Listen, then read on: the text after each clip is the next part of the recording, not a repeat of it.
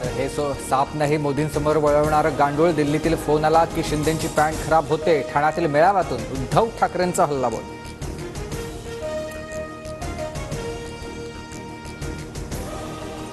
$15 लाखांवरून 1500 वर आले. पुढचे शून्य कुणी खाल्ले मिंदेंनी. जाऊ तिथं खाऊ मिंदेंचा धंदा. लाडकी बहीण योजनेवरून ठाकरेंचा निशाणा.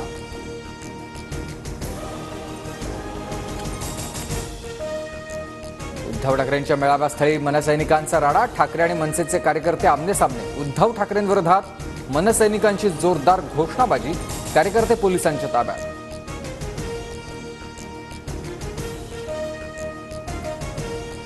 मनसैनिकांनी उद्धव ठाकरेंच्या ताफ्यावर नारळ फेकले तर महिला पदाधिकाऱ्यांनी उद्धव ठाकरेंच्या सभास्थळी टोमॅटो आणि बांगड्या फेकल्या. मराठवाड्यात जोरदार राज ठाकरेंना दौरा आटपून पळावं लागलं तेव्हा मनसेला काय झालं होतं? ठाण्यात शिंदेंच्या मदतीनं मनसेचं आंदोलन. अपने इलाके में कुत्ता भी शेर होता है. सुषमा अंधारेंचा मनसेच्या आंदोलनावर पलटवार.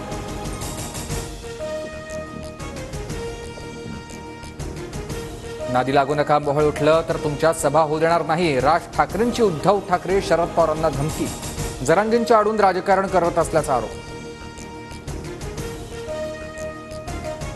भाजपचं ऐकून मराठ्यांविरोधात षडयंत्र करतात राज ठाकरे आणि फडणवीसांना. यावेळी मराठ्यांची ताकद कळेल. जरांगेंचा इशारा.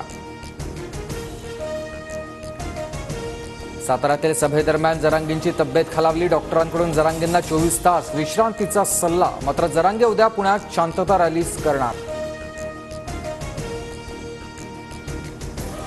मराठ्यांना त्रास देणारा गिरीश महाजन धनंजय मुंडेंसह 113 आमदारांना पाडणार. हा माझा शब्द. साताऱ्यातील सभेत मनोज जरांगेंचं वक्तव्य. 9 खासदार निवडून दिले मग वक्फ बोर्डाची बाजू का घेत नाहीत? उद्धव ठाकरेंनी भूमिका स्पष्ट करावी. मातोश्रीबाहेर मुस्लिम समाजाचं आंदोलन. वक्फ कायद्याच्या दुरुस्तीसाठीचं विधेयक अद्याप मंजूर नाही. संयुक्त संसदीय समितीत अरविंद सावंत आहेत. तिथे पक्षाची भूमिका मांडू. मातोश्रीबाहेरील मुस्लिम संघटनांच्या आंदोलनानंतर ठाकरे गटाच्या सचिन अहिर यांची प्रतिक्रिया. साधनं नीट वापरली तर राज्यात आरक्षणाची गरज नाही. मात्र आरक्षण द्यायचं असेल तर आर्थिक निकषावर द्या. राज ठाकरेंकडून भूमिका स्पष्ट. दुसऱ्या जातीबाबत द्वेष निर्माण करण्याचं काम पवारांनी केलंय. निवडणुकीआधी दंगली घडवण्याचे पवारांचे प्रयत्न. राज ठाकरेंचा गंभीर आरोप. राज ठाकरे गटात बोलत असतील. राज ठाकरेंना गांभीर्यानं घेण्याची आवश्यकता नाही. माझ्या नादी लागू नका या राज ठाकरेंच्या वक्तव्यावर जयंत पाटलांची प्रतिक्रिया. कोल्हापुरातील केशवराव भोसले नाट्यगृहाच्या नुकसानीची मुख्यमंत्री शिंदेंकडून पाहणी. नाट्यगृहासाठी 20 कोटींची घोषणा. लवकरात लवकर नाट्यगृहाच्या बांधणीसाठी स्थानिक कलाकारांचं शिंदेंना निवेदन.